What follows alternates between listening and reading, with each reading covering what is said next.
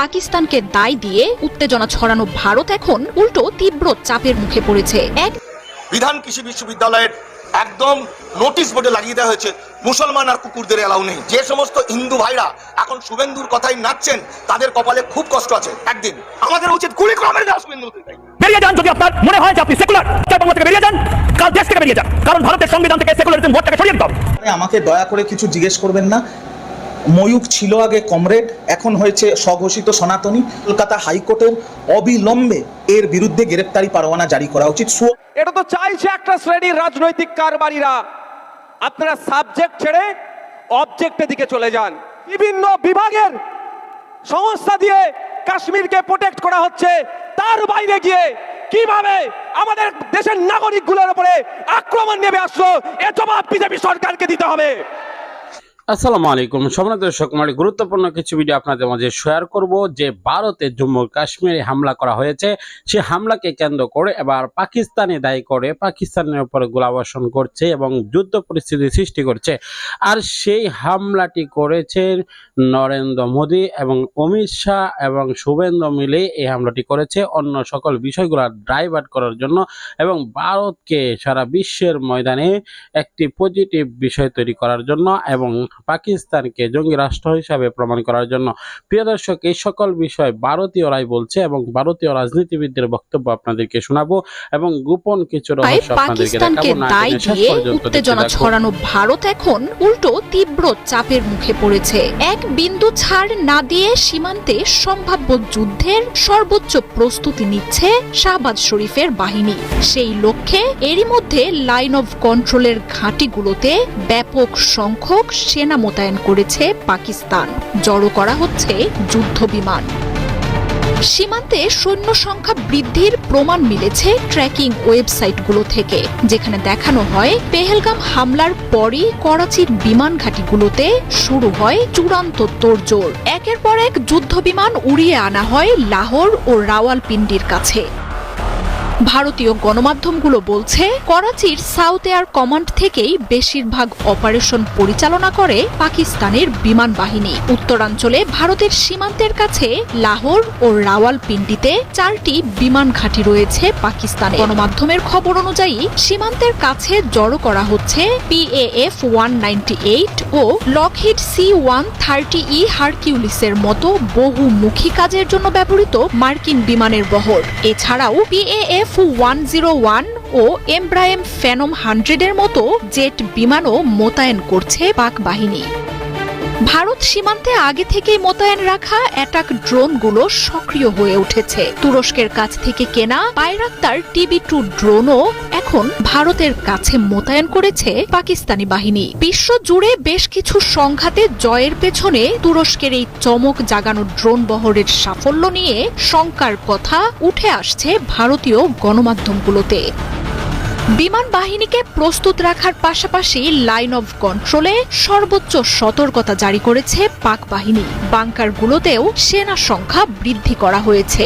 আর পাকিস্তানের প্রস্তুতি দেখে বিশ্লেষকরা বলছেন ভারতের সঙ্গে সম্মুখ সমরের জন্য পুরোপুরি প্রস্তুত ইসলামাবাদ। আর এসব পদক্ষেপ তারই ইঙ্গিত দিচ্ছে।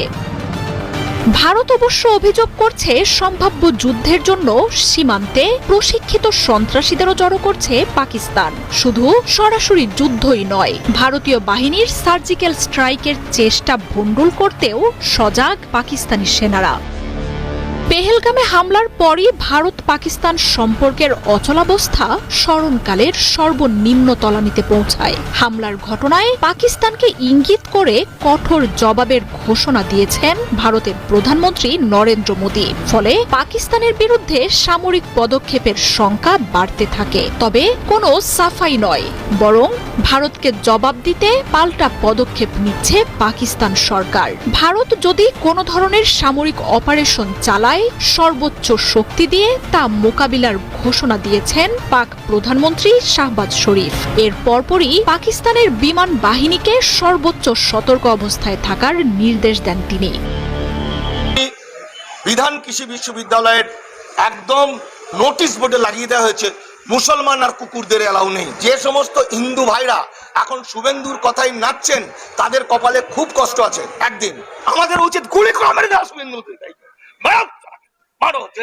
ভারতবাসীকে, বাংলা ভারতবর্ষের গণতন্ত্রকে ধ্বংস করবে, যে ভারতবর্ষের কোটি কোটি মানুষকে শেষ করবে, যে হিন্দু মুসলমান দাঙ্গা লাগিয়ে আমার বাঙালি জাতিকে ধ্বংস করবে, আমি একজন সেকুলার মানুষ হিসাবে মনে করি এই শত্রুর ভারতবর্ষে বেঁচে থাকার কোনো রাইট নেই। গুলি করে মারো, ওকে গুলি করে শেষ করে দাও।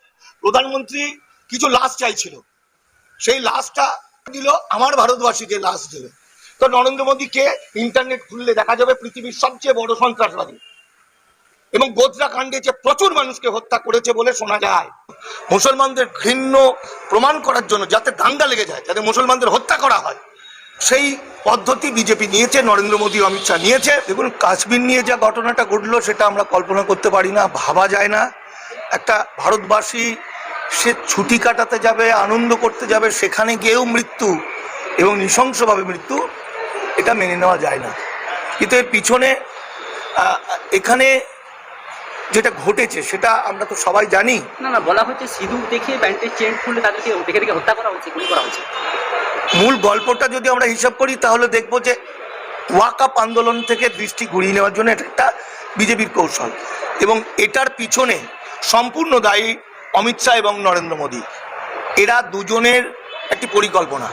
এই পরিকল্পনা আমরা তো পুলওয়ামা ঘটনা দেখলাম, এবং এর মধ্যে বহু ঘটনা। বেরিয়ে যান যদি আপনার মনে হয় যে আপনি সেকুলার, বাংলা থেকে বেরিয়ে যান, কাল দেশ থেকে বেরিয়ে যান, কারণ ভারতের সংবিধান থেকে সেকুলারিজম ভোটটাকে সরিয়ে দিতে হবে।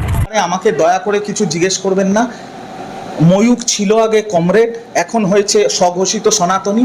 ও হচ্ছে শুভেন্দুর মতো গরু খেকো সনাতনী। ওর অনেক সোশ্যাল মিডিয়ার পোস্ট আছে যেখানে ও নিজে পোস্ট করেছে আমি বিয়ার খাচ্ছি, যেখানে ও ওল্ড মঙ্ক মদ রাম, তার সাথে প্রভু রামকেও কম্পেয়ার করেছে, তুলনা করেছে। সেই সোশ্যাল মিডিয়া পোস্ট সবার কাছে আছে।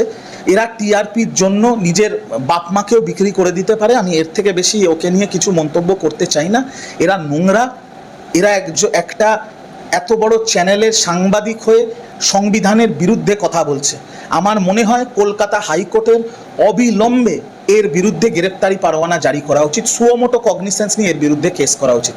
কারণ একজন সাংবাদিক যখন সার্বজনীন মঞ্চ থেকে বলছে যারা ভারতবর্ষে সেকুলার তারা দেশ ছেড়ে চলে যান, তাহলে আমি তাকে মনে করিয়ে দিতে চাই যে ভারতবর্ষের যে সংবিধান আছে, নরেন্দ্র মোদী থেকে মমতা ব্যানার্জি যে সংবিধানকে স্পর্শ করে শপথ নেয়, সেই সংবিধানের প্রিয়াম্বলে লেখা আছে India is a secular Democratic sovereign Republic. তার মানে যে সেকুলারদের ময়ূক রঞ্জন ঘোষ দেশ ছাড়তে বলছে, তাদের সেকুলার হওয়ার অধিকার দিয়েছে দেশের সংবিধান। তার মানে তার এই মন্তব্যটা অসাংবিধানিক। আমি প্রিয় দর্শক, সম্পূর্ণ ভিডিওটি দেখতে পারলেন, অবশ্যই বুঝেছেন যে ভারতে নানা নাটকীয়তা চলছে এবং একটা বিষয়কে ডাইভার্ট করার জন্য অন্য বিষয়কে উত্থাপিত করার চেয়ে একের পর এক সহিংসতা ছড়াচ্ছে মুসলমানদেরকে শেষ করে দেওয়ার জন্য, এবং ঘটনা ঘটিয়ে মুসলমানদেরকে দায়ী চাপা দিয়ে এবং মুসলমানদেরকে একটি ভাইব তৈরি করার জন্য এবং মুসলমানদের মধ্যে একটি উত্তেজনা সৃষ্টি করার জন্য, এবং আন্তর্জাতিক ইহুদি রাষ্ট্রগুলা এবং বেঈমান রাষ্ট্রগুলোর সাথে শক্তিশালী হওয়ার জন্য ভারত মূলত এই কাজগুলো করছে।